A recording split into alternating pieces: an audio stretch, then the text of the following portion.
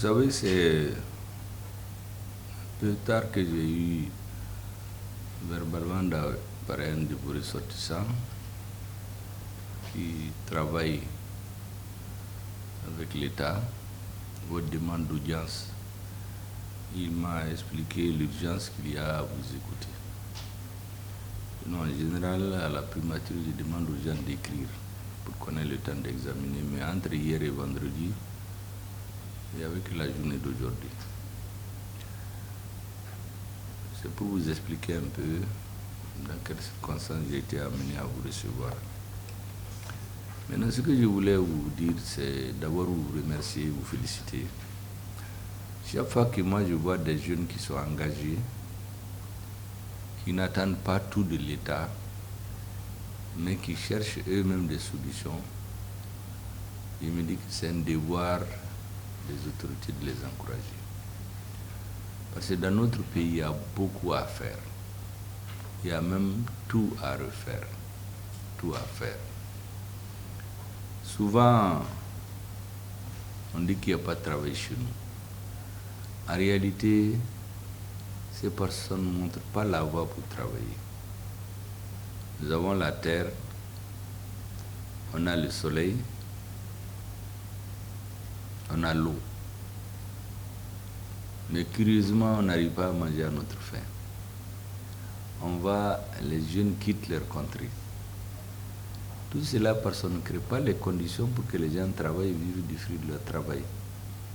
Sinon, il n'y a pas de manque de travail. Seulement dans l'idée des uns et des autres, on va à l'école pour être fonctionnaire. Or, dans les pays développés que vous voyez là,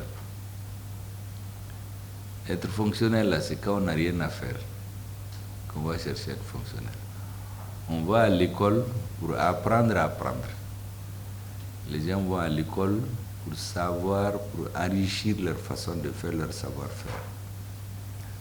Et donc, lorsque moi je vois des jeunes, je le dis souvent à mes enfants, qui sont au chômage, beaucoup ne comprennent pas d'ailleurs comment les enfants du premier sont au chômage, parce qu'ils attendent d'être fonctionnaires. Il a dit, mais allez-y, vous débrouillez, travaillez. Si je vois quelqu'un qui veut s'en sortir lui-même, je vais l'aider. Mais quelqu'un qui s'assoit pour que son père intervienne quand il y a tel concours, il y a tel... Je ne suis pas dans ça, je leur ai dit. En notre temps, il n'y avait pas ça. Ça, c'est un mauvais système qu'on a institué pendant les 30 ans. Je ne vais pas rentrer là-dedans. Il y a du travail dans notre pays. La jeunesse a besoin juste qu'on la mette dans les conditions de faire ce travail. La première des choses, c'est d'amener la jeunesse à avoir confiance en elle-même. La deuxième chose, c'est de lui montrer la voie. Le reste, les circonstances vont s'imposer. Et donc, dès que j'ai compris votre association, ses objectifs, j'ai dit, il faut vous rencontrer et vous parler. Vous montrer d'abord la considération des autorités pour la jeunesse et surtout pour les jeunes qui cherchent eux-mêmes à faire quelque chose sans attendre forcément l'État. Parce que c'est comme ça que vous allez développer le pays. Tous ceux qui attendent l'État là, ils ne vont pas développer. Un État peut fixer les règles, les lois, les orientations. Mais le travail de développement, c'est les individus qui le font. Tous les pays que vous voyez développer là, c'est les individus qui les ont développés. L'État peut s'occuper des grandes questions, les routes, l'énergie, ainsi de suite. Mais le travail productif, ça, c'est les individus. Et vous venez d'une contrée où il y a beaucoup de potentialités. Vous avez dit d'ailleurs tout ce dont vous vous occupez, j'ai failli vous demander et la chasse. Je crois qu'on l'a abandonné maintenant. Tout le monde est venu à l'agriculture. Sinon, dans les anciens temps, c'est là-bas qu'il y a beaucoup de chasseurs. Des chasseurs, des chanteurs, des gens qui développent la culture. Maintenant, vous avez laissé la chasse, vous êtes allé sur l'agriculture et la culture. Et la culture, c'est très important. Vous savez, le Mali est connu dans certains lieux grâce à des hommes et des femmes de culture qui viennent du Wassoulou.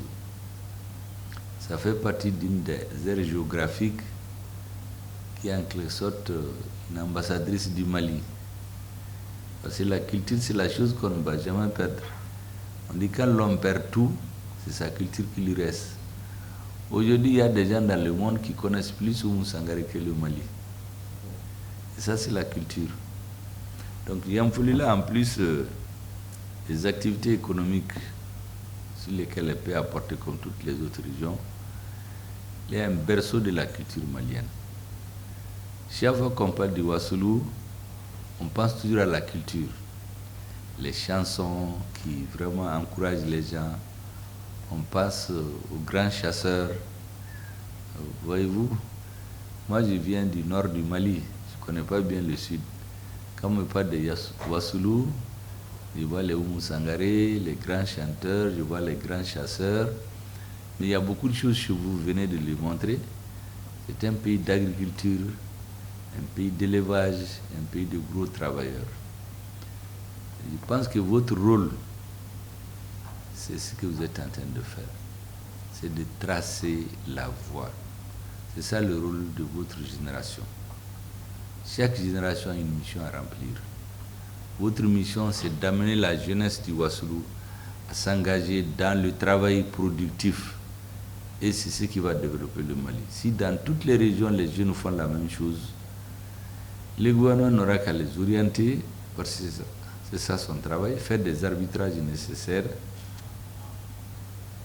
Car le développement comme tel, je l'ai dit, je le répète, ce sont les individus. Je voudrais donc vous encourager, féliciter pour votre initiative, vous dire que je l'apprécie à sa juste valeur.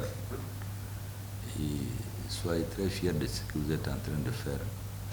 C'est pour cela que j'ai rapidement dit à mon cabinet qu'on donne le rendez-vous très vite à votre organisation pour vous encourager et vous montrer vraiment l'importance que les autorités accordent à votre action. Merci bien, Monsieur le Président. La séance est levée.